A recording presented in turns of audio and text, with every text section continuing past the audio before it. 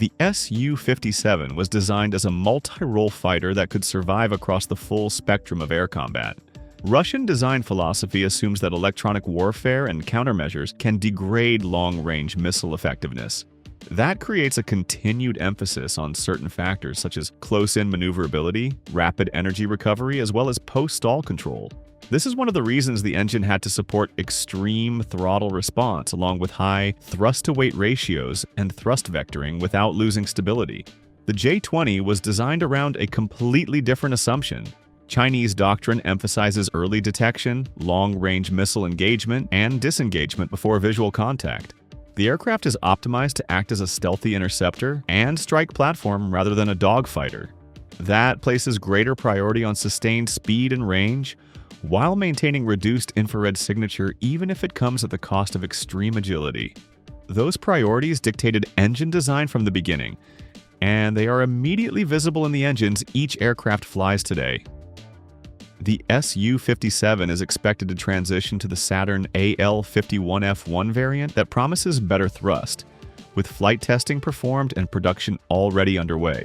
However, Su-57 currently operates with the Saturn AL-41F1 engine.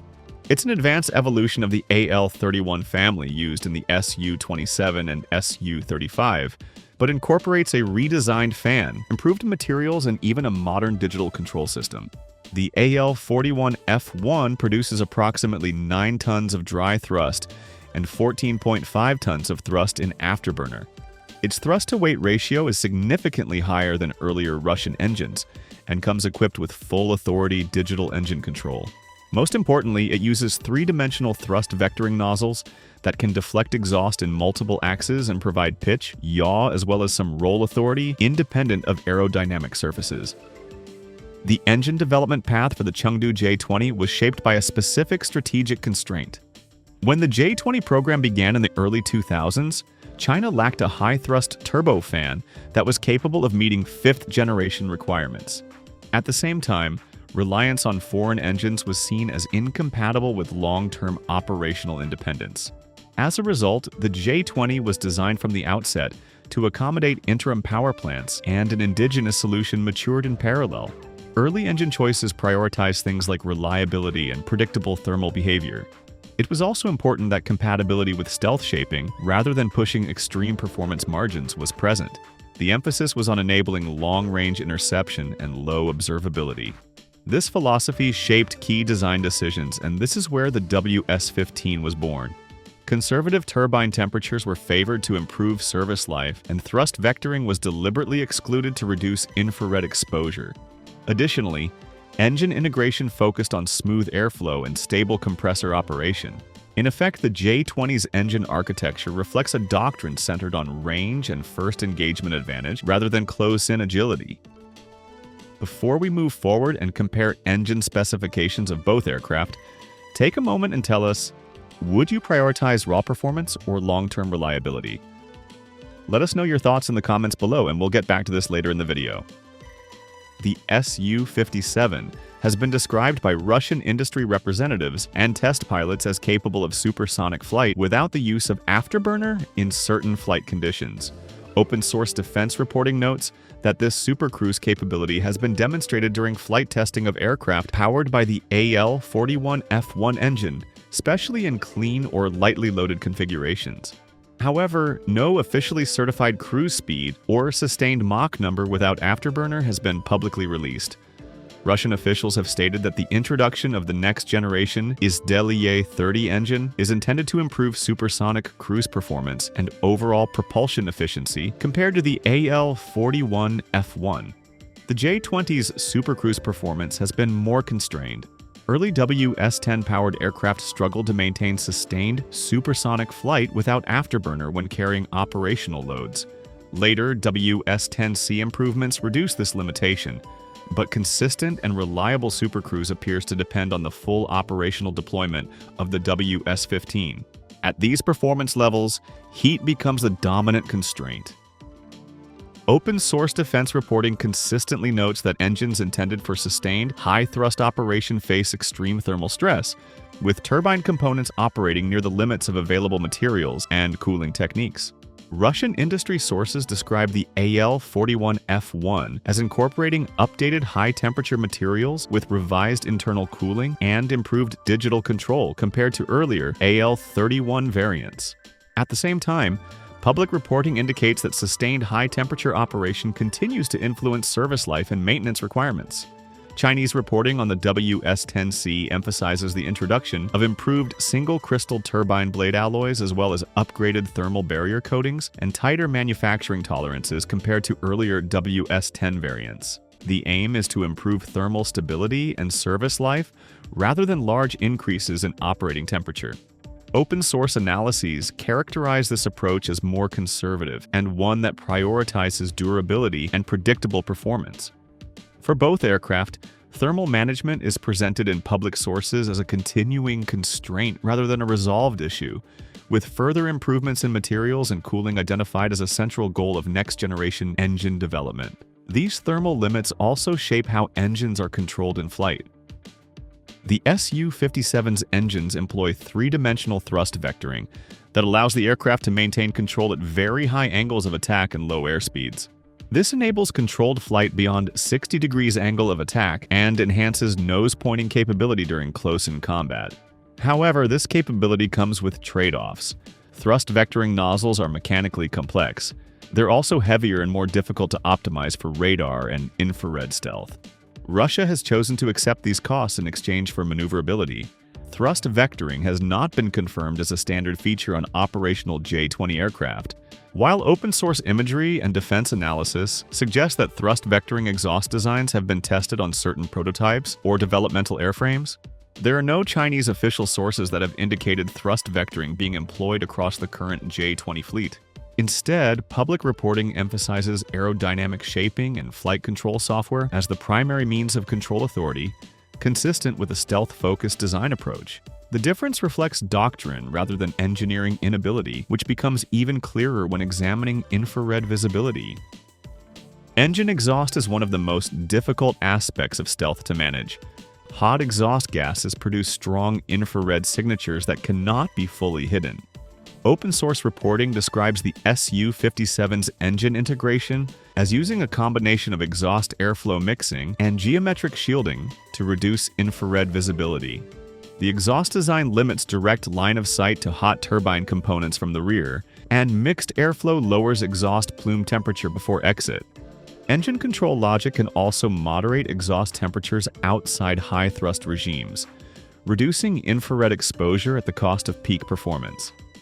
The J-20's exhaust design reduces rear aspect infrared detectability through deep integration with the fuselage and careful exhaust shaping.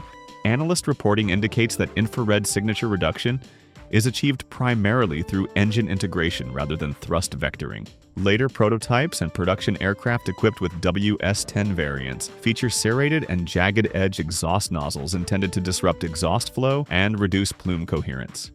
Inlet geometry and surrounding airframe shaping help limit direct line of sight to hot turbine components. These design choices all define how often an aircraft can actually fly.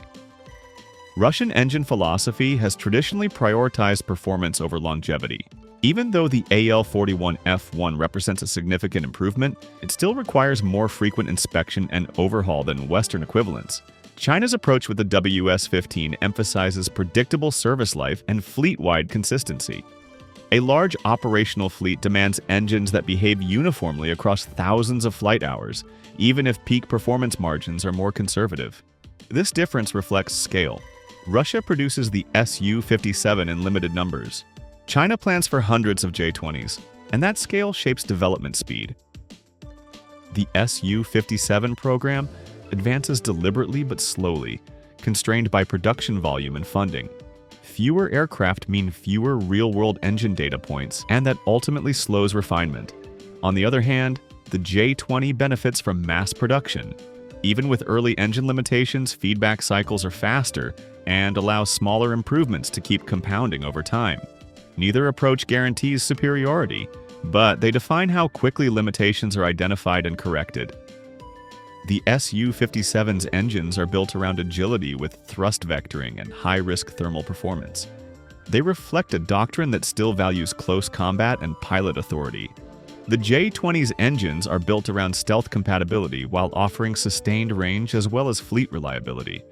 They prioritize shaping engagements before they begin. They're both the same generation, but have very different answers. Going back to that question from earlier, in practice, long-term reliability often matters more because engines that can fly consistently and predictably shape the capability of different operations. They go far beyond brief moments of peak performance. Because engines don't just push aircraft forward, they lock in everything from limitations to future potential. In the Su-57 and the J-20, the real comparison is between philosophies forged in metal and heat. If this breakdown added clarity, we'd love it if you showed your support by liking the video and subscribing to the channel. Make sure to press the bell icon so you know when we're back with another informative video like this one. The Raptor's F-119 engine was built with a simple question in mind. How do you create power that stays invisible? The United States needed a propulsion system that could push a fighter to supercruise and keep noise and heat buried inside the jet. Everything about the F-119 flows from this quiet precision. Nothing is allowed to compromise stealth. The Su-57 moved in a different direction. Russia designed the AL-41F1 to serve many combat environments at once.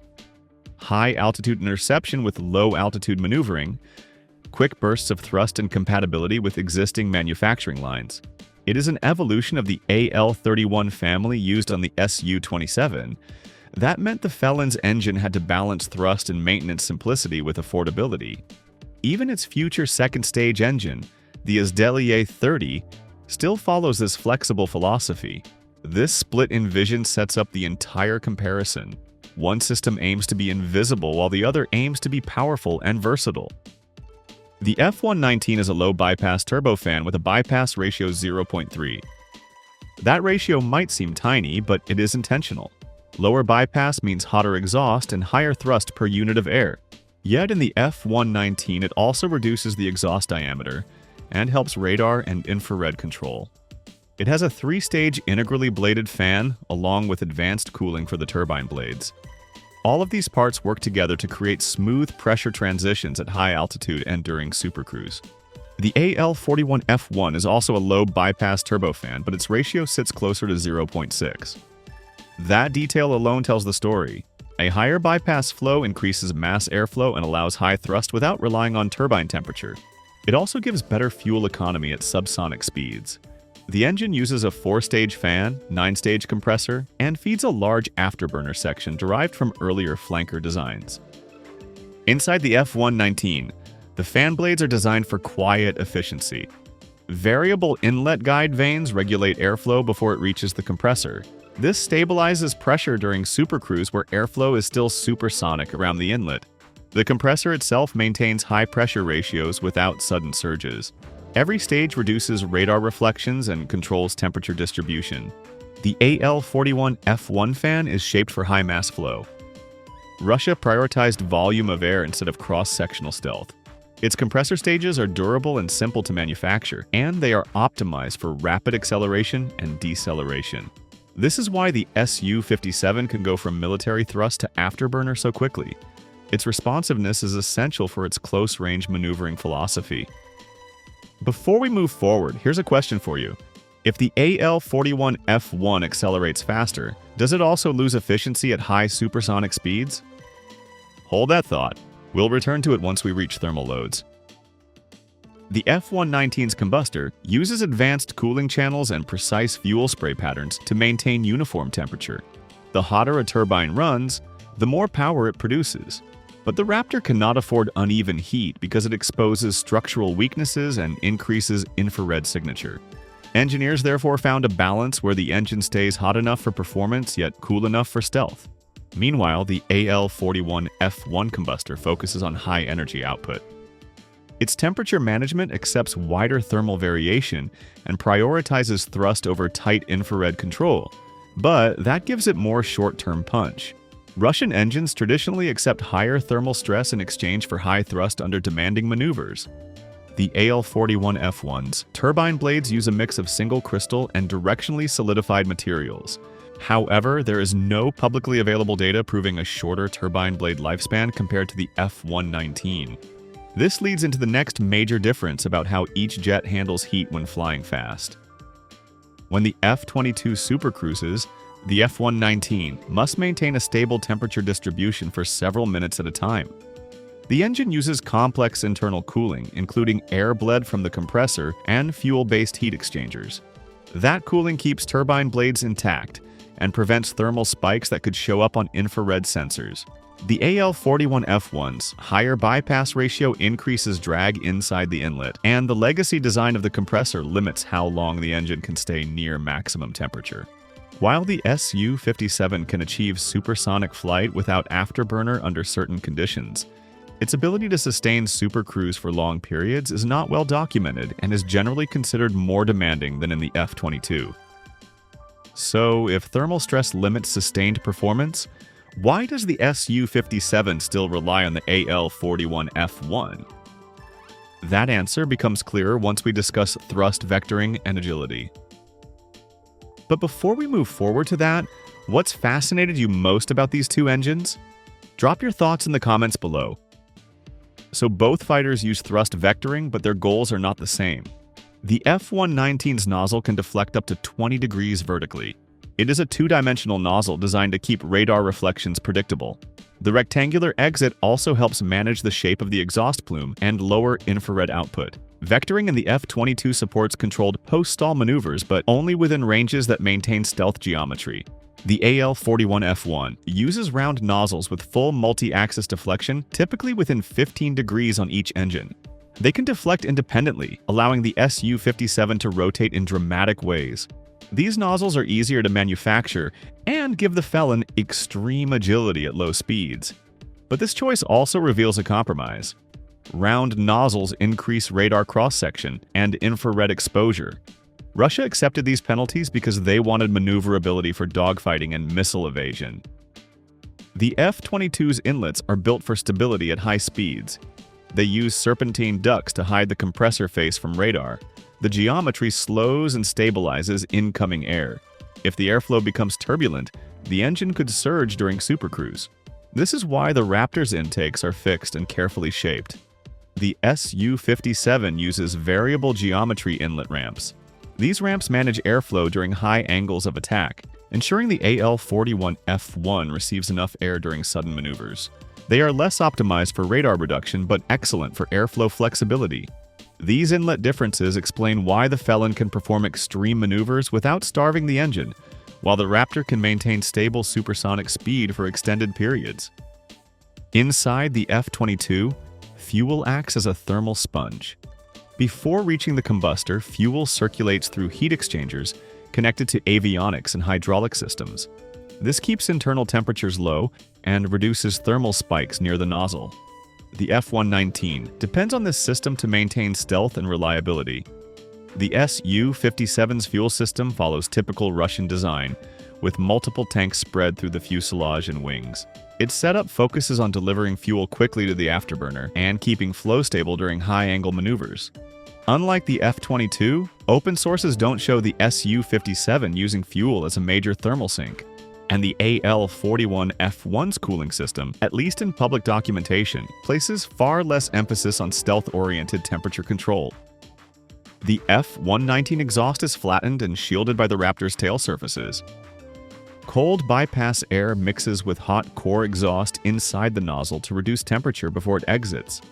That mixing, combined with the nozzle shape, significantly lowers infrared visibility. The AL-41F1 has circular nozzles that expose the entire exhaust plume. It produces more heat, especially during maneuvering. The Su-57 incorporates infrared-reducing coatings and airframe shaping, but it cannot match the thermal discipline of the F-22's propulsion system. The F-119 was designed for long service intervals. Its high-temperature alloys, cooling passages, and digital monitoring keep wear under control. Public sources note significantly extended time on wing compared to earlier fighter engines, although exact overhaul intervals are not released.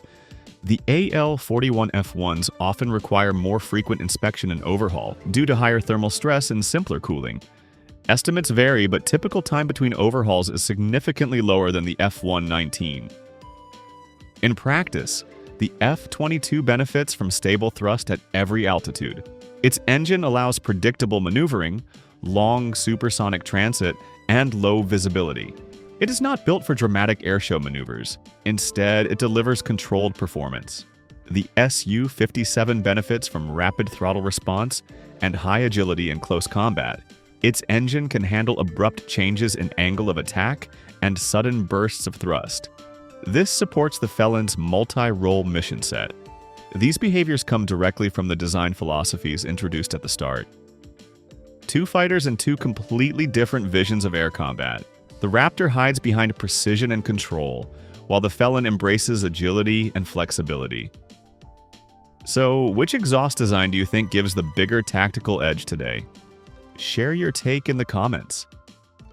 And if you want more engineering deep dives like this one, like the video, subscribe to the channel and share it with someone who loves aviation.